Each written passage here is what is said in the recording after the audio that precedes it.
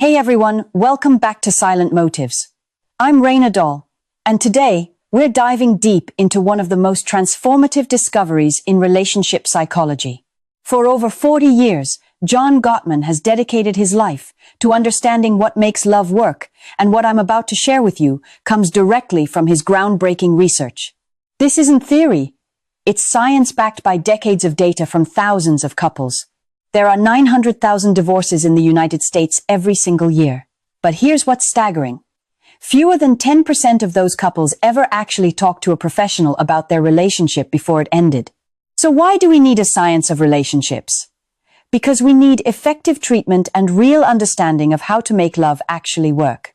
And the truth is, great relationships aren't built on luck or chemistry alone. They're built on principles that can be measured, understood, and applied. Think about why this matters. In the past 50 years, a field called social epidemiology has emerged, and it shows something remarkable. Great friendships, great love relationships, between partners, between parents and children, these lead to greater mental and physical health, greater wealth, greater resilience, faster recovery from illness, and greater longevity. If you want to live 10 to 15 years longer, work on your relationships, not just your exercise. Great relationships also lead to more successful children. Love has a kind of magic. It's able to do amazing things. One of my favorite films is Sleepless in Seattle, and there's this moment where Tom Hanks is on the radio, and the host asks him, "Sam, tell me what was so special about your wife." And Tom Hanks responds with something that always gets me. He says, "Well, how long is your program? It was a million tiny little things. We were supposed to be together and I knew it. I knew it the very first time I touched her. It was like coming home. Only to no home I'd ever known. It was just taking her hand to help her out of the car, and it was like magic." And here's the beautiful part, both Tom Hanks and Meg Ryan say the word magic at the exact same time. So what about this magic? Can science really help us find and understand the magic of love?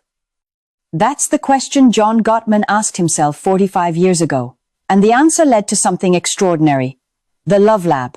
Gottman and his best friend Bob Levinson realized their own relationships weren't going very well. They went from one disaster to another. So basically, two guys who needed answers decided to build a laboratory to find them. Over 30 years ago, Gottman's wife, Dr. Julie Schwartz Gottman, joined the work, and together they decided to see if they could actually make a real difference in how we understand relationships. What they created was groundbreaking. They used validated questionnaires that allowed them to assess the strengths and areas of improvement in relationships. Over 40,000 couples have taken these questionnaires. What's remarkable is the methodology. They ask couples about how they met. They assess the quality of their friendship and intimacy through careful interviews, and then they collect physiological measures as couples talk to each other. They're measuring heart rate, blood velocity, skin conductance, respiration, a whole range of biological markers. They score emotions second by second in a split-screen arrangement where they can code facial expressions, voice tone, non-verbal behavior, and verbal behavior with remarkable accuracy. They have couples use a video recall rating dial where they turn from extremely negative to extremely positive as they watch the videotapes, giving insight into how they perceive their own interactions. All of this video, physiology, coded emotion, and perception get synchronized together to create a complete picture of what's happening between two people. Here's what they discovered.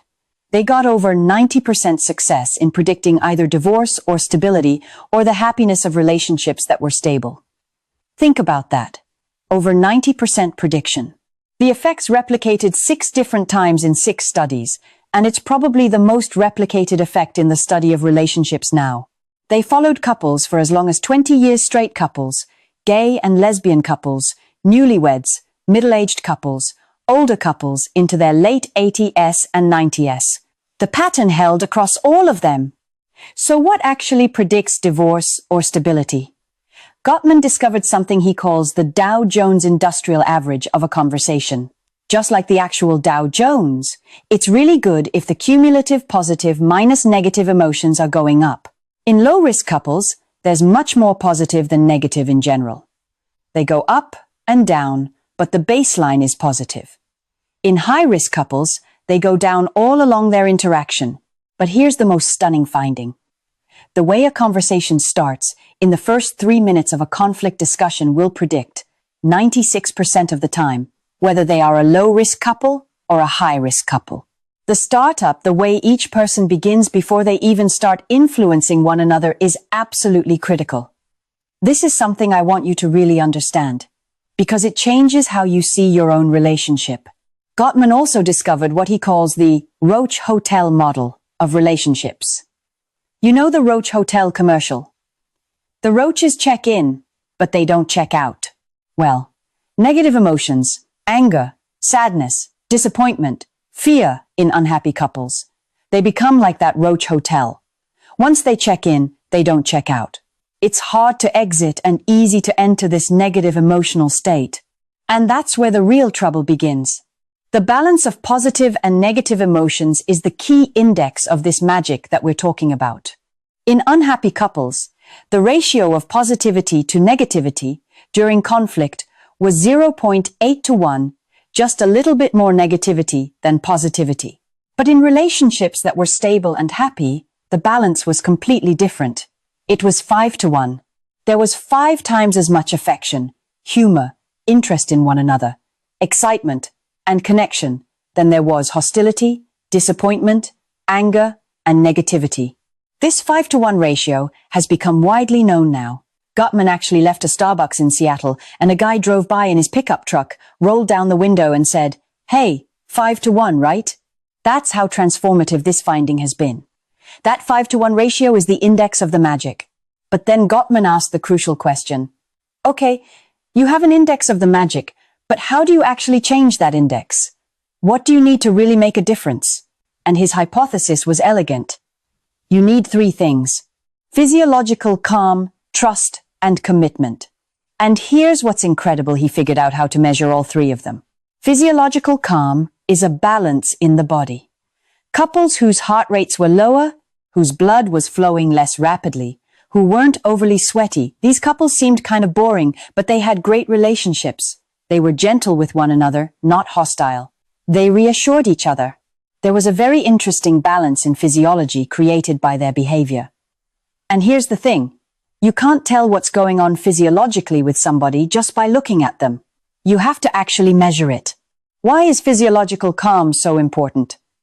When people are calm, they can take in information, they can listen, they can be empathetic. They have access to their sense of humor. That's very important. But when they're flooded, when there's a diffuse activation of various parts of the autonomic nervous system, they're much more likely to be in attack or defend mode. So if a therapist doesn't know what's going on physiologically and asks them to summarize what their partner just said, to validate and be empathetic, they literally can't do it if they're physiologically aroused. The therapist has to know this to actually help them calm down. But the magic also comes from building trust. Trust is something people talk about constantly, but can you measure it? Gottman figured out how. A mutually trusting relationship really leads to intimacy and great sex. A distrusting relationship leads to loneliness. And here's something that might surprise you. The major reason people have affairs is not because of sex or desire. It's because they're lonely. They found somebody who finds them interesting and wants to talk to them in the context of a relationship that really isn't working very well. So what is trust? How do we measure it? Gottman uses the mathematics of game theory.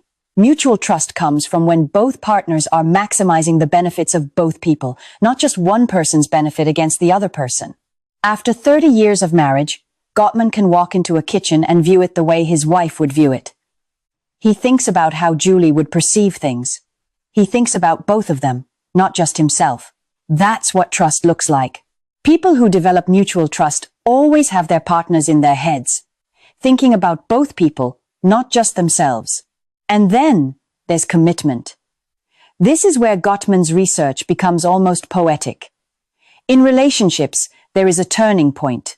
When things aren't going well, when your partner is hostile or irritable or emotionally distant, if you're really cherishing your partner in your own head and nurturing gratitude for what you have, if you're saying to yourself, "This is my journey. This person is the love of my life," and my life, and I'm damn lucky to have them. That turning point leads to loyalty.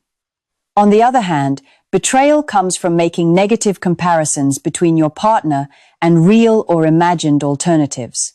Betrayal leads to dissolution very reliably, whereas commitment leads to loyalty.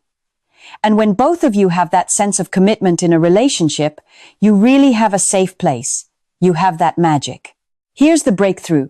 With over 90% prediction, with these basic variables, trust, physiological calm, and commitment, Gottman actually created the mathematics of love.